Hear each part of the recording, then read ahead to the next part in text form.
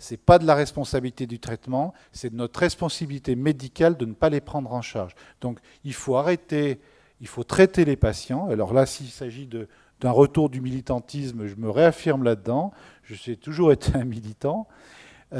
Il faut que les effets secondaires des traitements, ça soit nous qui nous les coltinions, c'est-à-dire que nous apprenions, que nous défoncions la paillasse pour trouver les meilleurs moyens que les patients ne souffrent pas de leurs effets secondaires, mais il faut traiter leur hépatite C. Parce que comme l'a dit Béa, comme l'a dit les autres, ça suffit, on en a marre de voir mourir des gens qu'on connaît depuis 15 ans. Ce qui bloque l'accès aux soins en France, c'est pas que les politiques, c'est les médecins.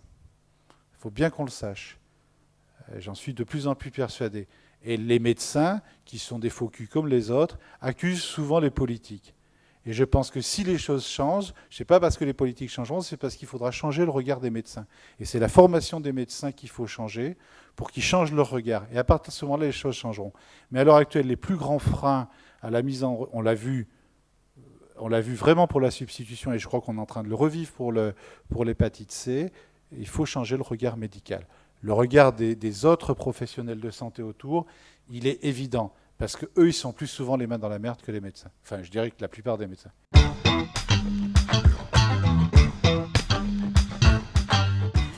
Bon, donc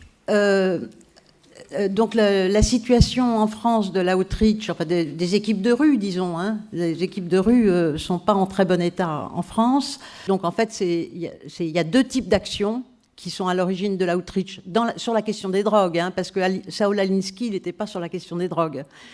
On va commencer par le ghetto de Chicago et on va le replacer dans l'école de Chicago, comme je vous ai dit, c'est mes références à moi.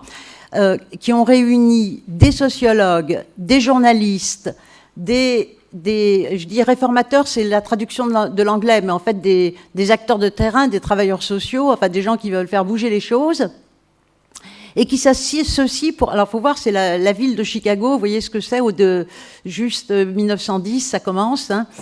La question qui se pose, c'est...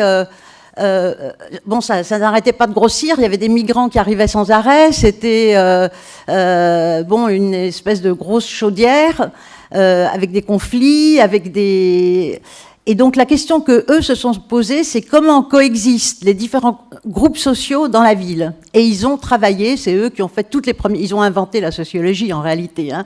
Ils ont fait les premières études sur les migrants. Ils ont fait une très très belle étude sur les migrants, sur les Polonais, parce qu'ils ont travaillé beaucoup sur les traces, à partir des lettres que les Polonais émigrés à New York écrivaient à leurs familles.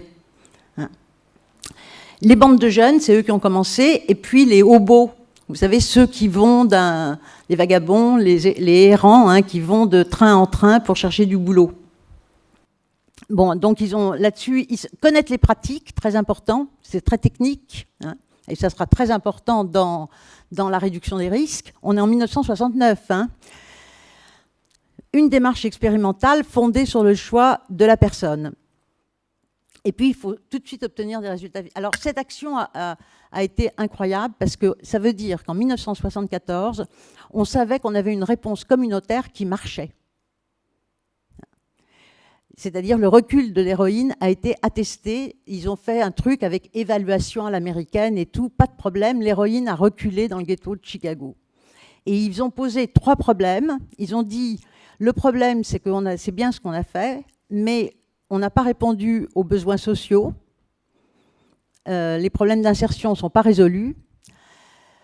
Le deuxième truc, c'est que l'équipe était épuisée, la première équipe, et que, petit problème, quand je vous dis que c'est actuel, petit problème, il y avait une nouvelle génération d'usagers avec lesquels il fallait tout recommencer, en fait. Bon, l'héroïne n'est pas revenue dans le ghetto de Chicago. Hein. Il s'est passé 2-3 ans avant que le crack ne revienne. Bon, ça c'est l'histoire. Hein. Voilà. Alors maintenant, ça c'est une première expérience, hein, de la première équipe de rue, donc la première équipe d'outreach. Voilà. L'autre côté, c'est les free cliniques. Enfin, moi, je dis que c'est les free cliniques, mais Roberto, lui, il préfère les diggers comme référence. Mais quoi qu'il en soit, ça s'est inventé The Summer of Love, 1967, San Francisco. Bon. Voilà, hein, vous voyez ce qui s'est passé cet été-là, sex, drug and rock and roll et tout, avec tous les grands musiciens de l'époque, c'était la folie. Et des jeunes qui débarquaient de partout, une euphorie collective. Et là-dedans, ça c'est la référence de Roberto, les Diggers qui ont fait une action communautaire, c'est-à-dire qui ont organisé des soupes, qui ont un peu organisé, parce qu'il n'y avait pas, il faut bien voir que ces concerts, il n'y avait pas comme maintenant un service d'ordre.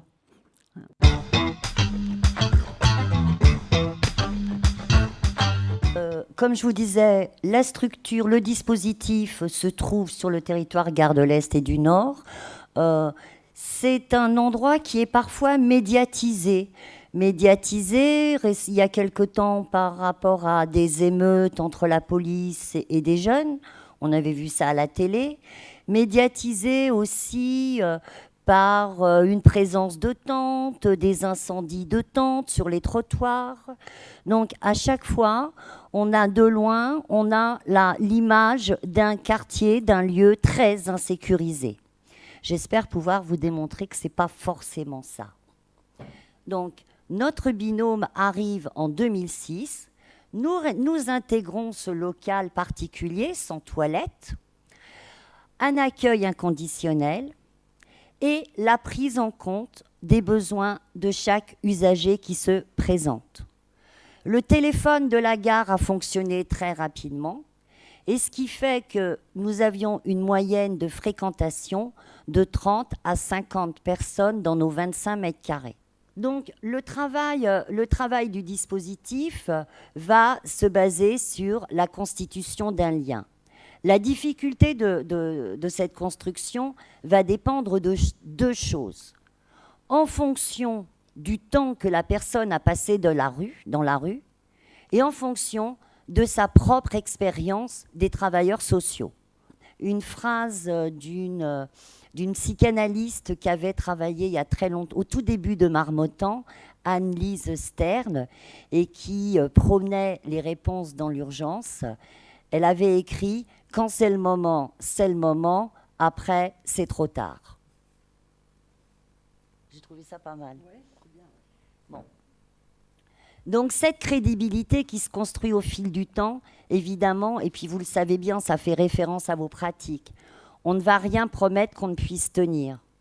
Par contre, on ne va pas abandonner la personne malgré les échecs, malgré les rendez-vous ratés, malgré tous les aléas de son parcours. On va mobiliser les ressources et surtout savoir où on se situe par rapport à ces ressources partenariales. On est professionnel, mais on fait avec l'usager et on est de son côté. Donc, oui, une dynamique interpartenariale me semblerait extrêmement nécessaire et je dirais même une dynamique interdiscipline. Reste la question des... Je suis dans les temps, là. T'as pas beaucoup de temps. Là. Bon, ça va aller. Oh. Pas trop. Surtout si on peut discuter un peu quand même. Hein, je pense que... Donc, reste la constitution des équipes. Les compétences des personnes qui vont intervenir sont à la fois identifiées, on sait ce que l'on attend d'elles, mais par rapport à là où elles en sont véritablement, on n'arrive jamais à pouvoir trouver chez une même personne à la fois les connaissances, le savoir-faire auprès des partenaires, par exemple, ou bien dans des pratiques spécifiques comme le counseling, où il faut une formation. Et puis, il y a les aptitudes, la gestion de la violence aussi. Et puis, il y a les aptitudes personnelles, le non-jugement, savoir entrer en relation, savoir être dans une neutralité. Par ailleurs, ce sont des secteurs où les conditions de travail sont très difficile. Parfois, je vous expliquais, des équipes insuffisantes, un environnement complètement hallucinant, des salaires, un statut et un soutien de la direction pas toujours évident, parfois absence de supervision, pas valorisé parce que